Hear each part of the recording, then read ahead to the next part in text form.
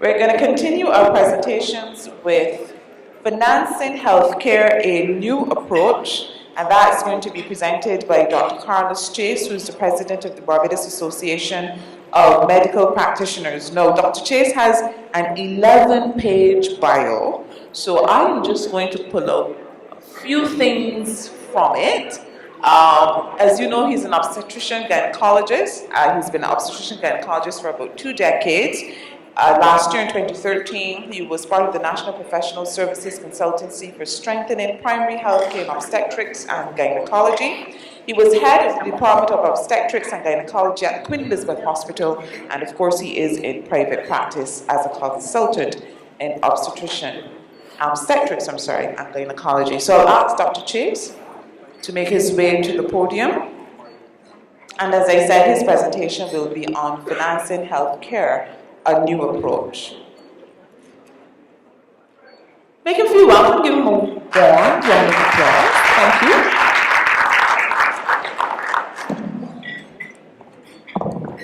Good afternoon.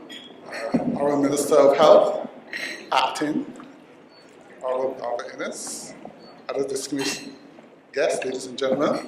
Sometimes I get excited to speak very quickly, I may mumble a bit, so just slow me down if I get excited at this project. Going forward. The Minister is waiting to hear my speech, so people taking copious notes, but I can send you the slide as well so you can take proper notes, so you don't have to work too much. Okay, let's go. A new approach by BAMP. Our thoughts on this was that this may be part of a national vision. We must have a clear destination for our people. And education, we think, is the path. And this is to give us a change. We must be buying for the public, the private sector, professionals, the nation as a whole. If not, we're not going to succeed. So, how we tackle a big problem? Take the first step, start. Okay, you have a big problem there, right? Starting right now. What's the importance of healthcare?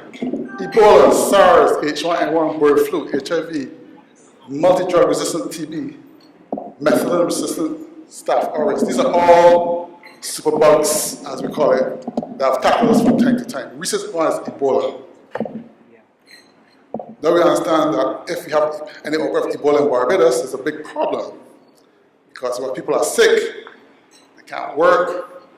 If our defense people are sick, they can't protect us. If people are sick, no one's coming to this island, and basically no production of anything. Chronic non-clinical diseases. Professor Sandiford asked in the audience.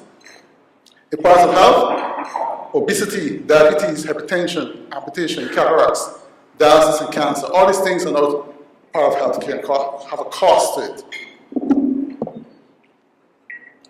There's a slide showing the global impact of chronic non-communicable diseases. You see cancers here, heart disease, stroke, this line going on, acute respiratory illnesses, and the projection to 2030. So it's going to be a serious problem.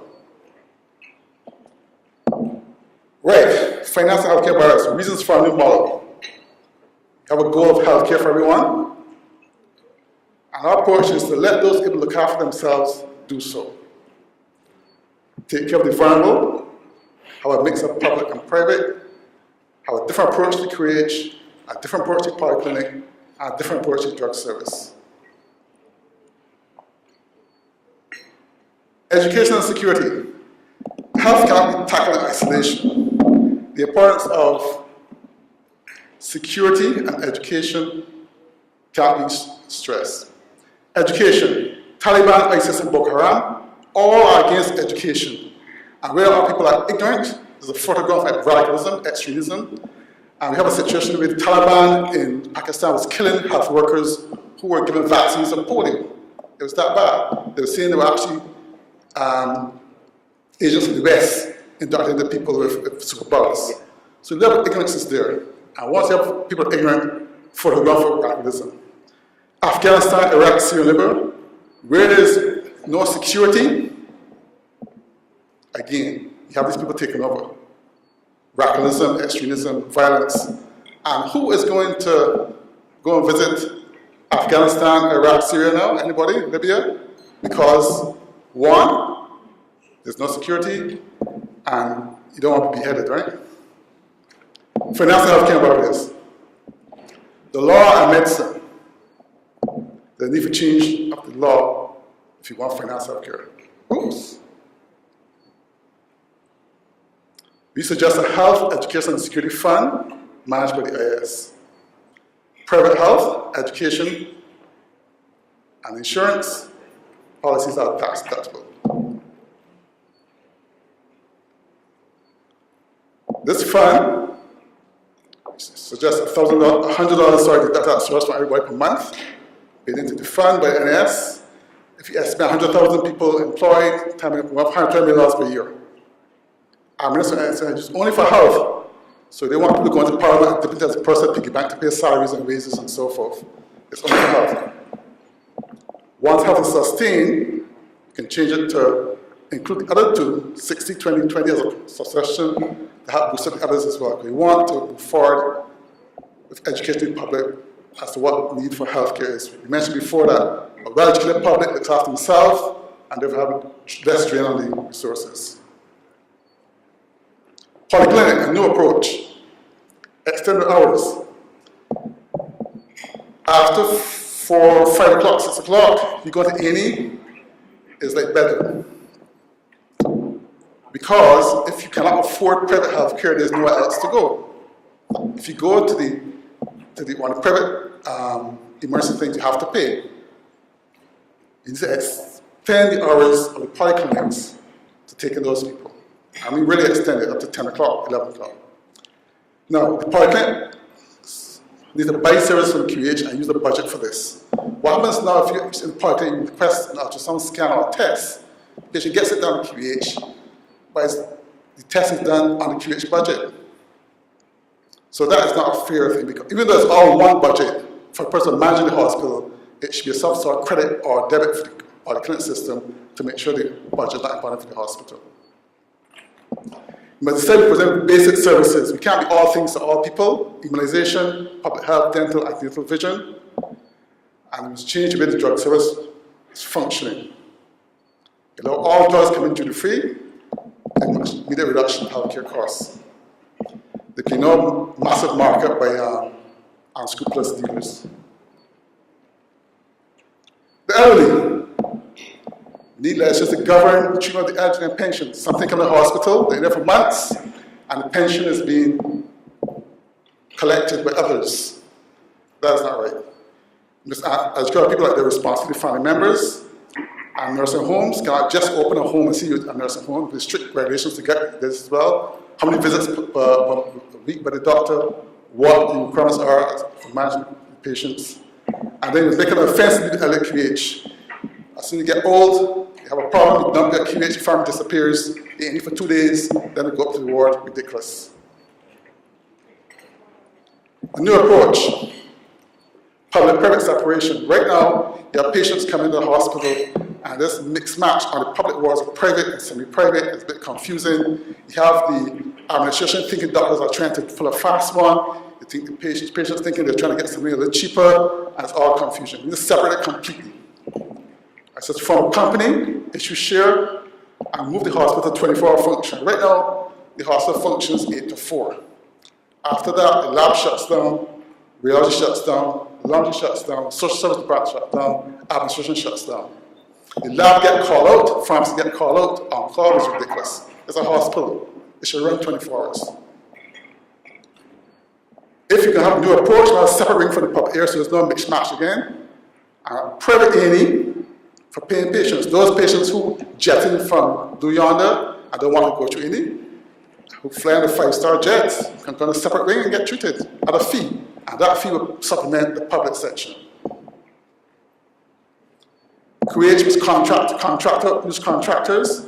All these departments that are mismatch of things, engineering, laundry, should be contracted out, reduce the burden on the budget of the hospital. Let's have benevolent combination of sponsors. I was just the 4 major departments. Surgery, these departments are where interns are. They'll have an internship period, and they can sponsor departments. That's one way of doing this work. The public-private mix, approximately 25% students are private, 20% where there is a private, roughly half at Bayview, half at QH. We need to get 50% of the population out of the public sector and to private care to move to government and social services. We encourage incentives and education. The plans to take care of the vulnerable. No fee for service. Generally speaking, 50% of the population are unable to take care of themselves. You have 300,000, about 45,000 persons, and this is a group that the government should be concentrating on. Encouraging others, 75% or so, look after themselves, teach them to fish, give them incentives and tools to do that. Because right now, you have people who go to the Polyclinic because they feel entitled to, but they really have to. They can go and get things done privately. Those people encourage them to move out the system and get the services in the private sector. Oops. The incentives will be tax credits for health and education policies, tools that can look after themselves, duty-free equipment, private sector. Again, if you import an MRI machine, say $100,000, you pay $50,000 in taxes, you're not inclined to be doing freebies for anybody, really and truly. And your costs will reflect your payment to the bank. When you import $150,000 you pay back to the bank, that's $200,000 you pay back to the bank over 5 years. So if the costs will reduce, then you can see a reduction again in the healthcare. Reasons for a new model: sustainability.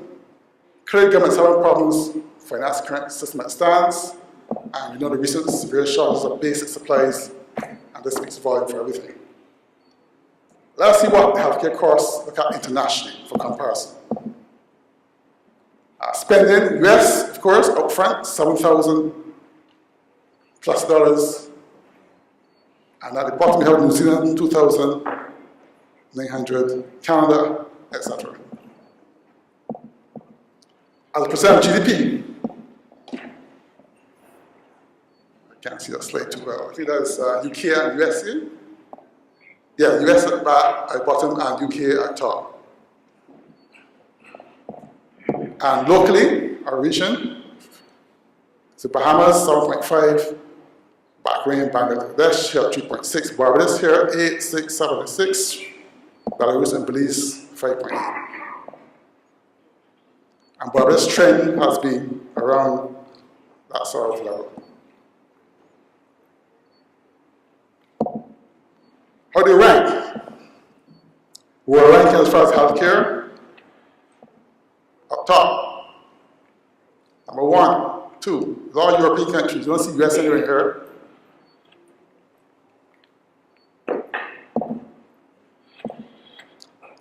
And what percent of public spending they have? France, 76%.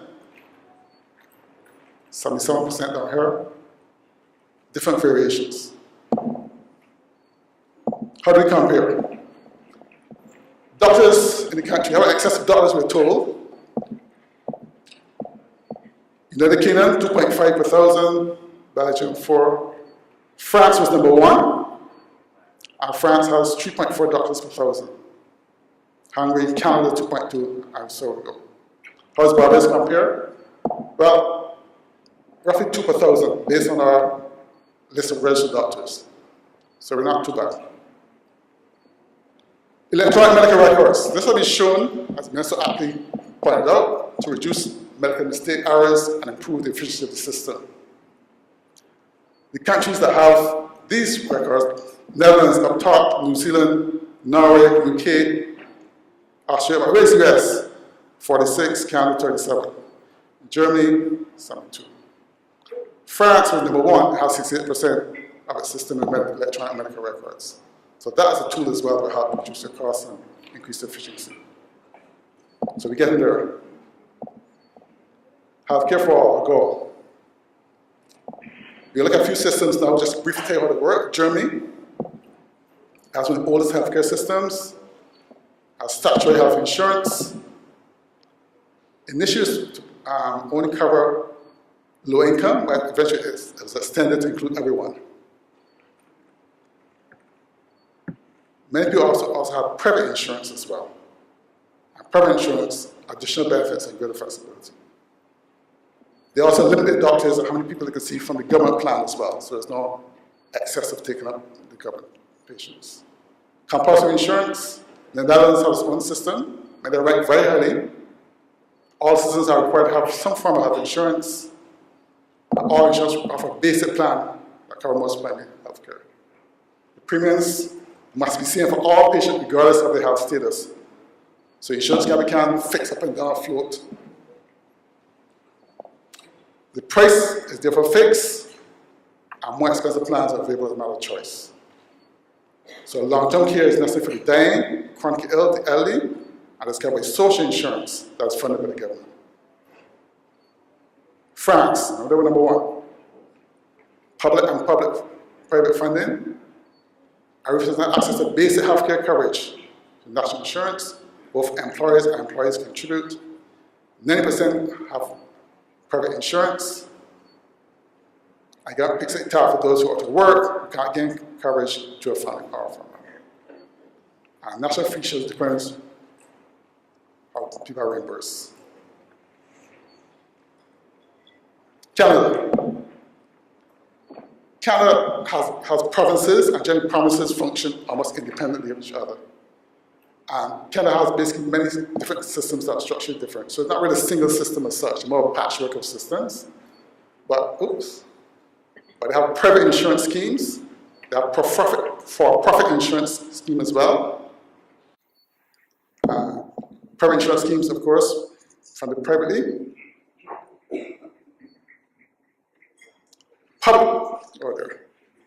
Public health insurance, streams can covered by the government. And taxation, of course. I'm sure the Minister would like to see that word taxation there. They have out-of-pocket coverage as well. Complete payment, patient pays, of course, they don't get much for that. Cost sharing and user fees. So they have different models to do that. A new approach. The law. Malpractice insurance is a big problem, and we said you have limits on liability. Legislation data storage and disposal as well. Legislation on confidential inquiries. Fact legal fees are out of control, and not even the FCC is addressing it. Basically, there's one place in law we have anti-competitive practices set up outside of everybody. Right? The concept of minimum fees in law is ridiculous. So it's a big problem to tackle the lawyers, but we can tackle them. Tort reform is implemented in Canada, France, Australia, New Zealand, Cayman Islands. Why? Because their doctors were going out of the system. Because of our management insurance in Australia, the doctors went on strike because the premiums were too high. Recognizing that they cannot afford to solve problems, they fix the problem. They bring law under control so our patients don't have to suffer 10 years waiting for judgment, and they don't have to pay exorbitant costs. And lots of experienced doctors going to practice with unaffordable premiums. They already started in Barbados. Some doctors have given up obstetrics, some have given up high risk as well. And this not applies to private, but the hospital as well. There's only one tertiary hospital. You have one neurosurgeon, you have complex surgeries going on as far as spinal surgery. All these people are covered by the hospital. The premiums are astronomical. If you set a limit on liability, you can control your costs by the healthcare costs as well. So litigation costs is the single most important factor in healthcare costs in the private sector. Barbados. You get an example here. OB annual fee is $2,500. They call it a registration fee, but it's more like a tax anyhow. I show you minister like that. Malpractice insurance is $100,000. So we come to see an obstetrician, he's going to charge you because his costs are astronomical.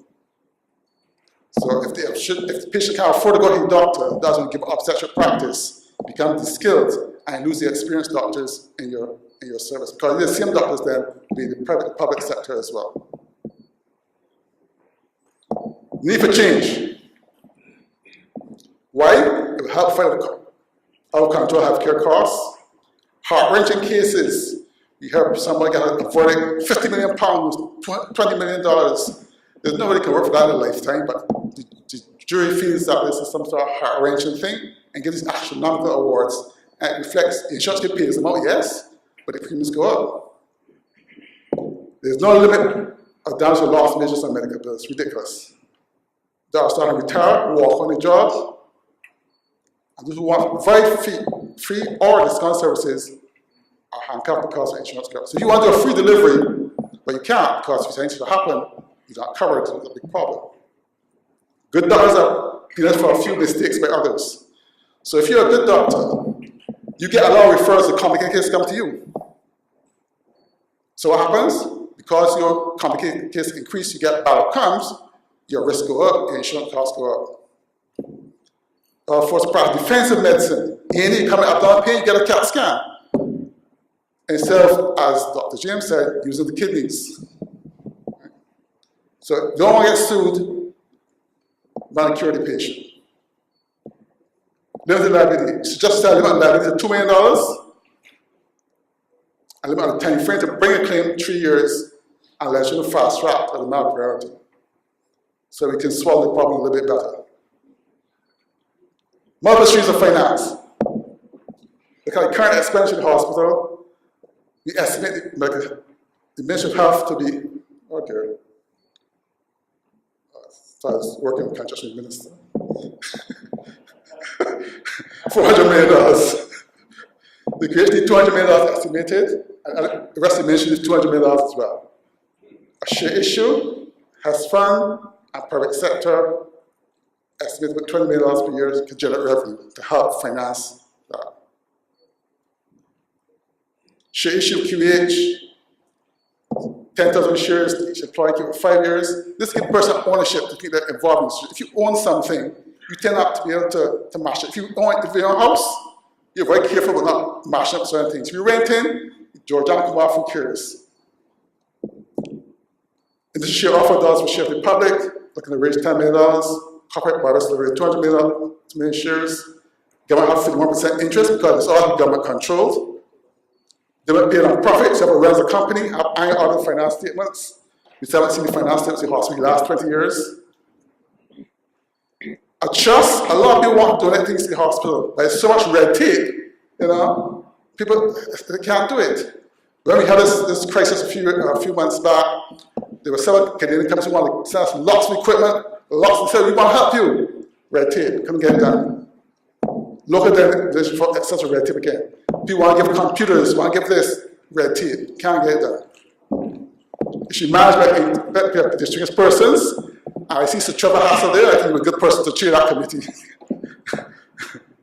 Revenue estimate for the share, $210 million, has fund, $120 million, private care, $20 million, total $328, leaving a shortfall of $62 million for the health sector. I'm not very position of Minister of Finance, but this I think looks good. Trade and stock exchange, you want people to keep these shares so they don't get rid of them, pass on to family ownership of them. So keep them for 5 years, but the public can buy and sell it, but once you're employed, you keep them as shares for at least 5 years and pass it on to your other people. Oops.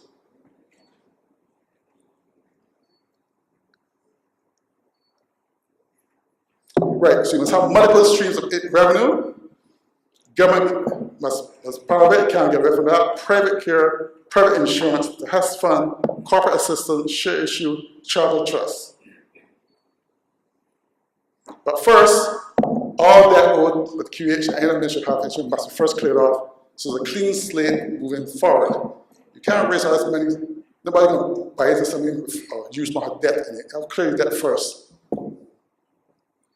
And then we get a big problem, getting bigger. So tackle a big problem, one bite at a time. But just because you can eat it, doesn't mean you should eat it.